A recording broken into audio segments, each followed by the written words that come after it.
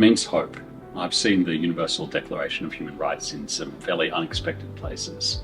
I saw it on the wall of a schoolroom in a slum in the capital of Haiti. I saw it on the wall in a prison in Sierra Leone. I've even seen it on the wall of a boardroom of a bank in Tokyo. To me, the UN Declaration of Human Rights really signifies hope and unity. I think the central proposition that all human beings are born free and equal in dignity and rights is just such an inherently hopeful concept.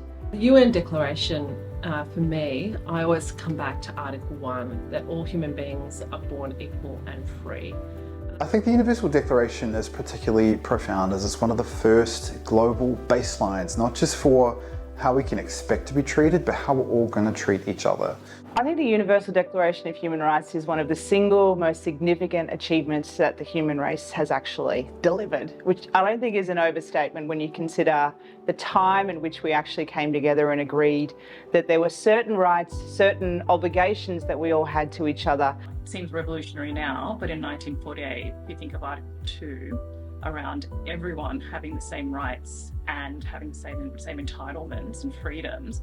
For people who grew up around deprivation or injustice, the Universal Declaration of Human Rights means that they're seen. And I think that means it's really on us to think about how we live our lives, how we bring ourselves to work. The Declaration has really stood the test of time because that's just as relevant now as it was in 1948.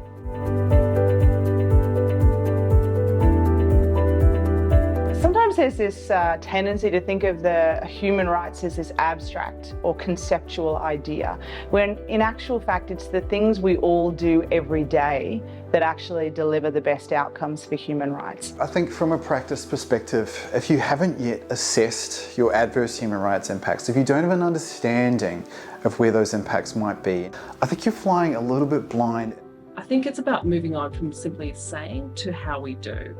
I think there's a really great opportunity for businesses to stay curious and be open-minded when it comes to constantly assessing the effectiveness of their human rights programs. For me, the greatest opportunity is getting to the top of the organisation. So you need people at the top to really own it. And then you need people in different parts of the divisions who have the confidence. It means taking risks to people in the most important decisions you make. That happens in the boardroom.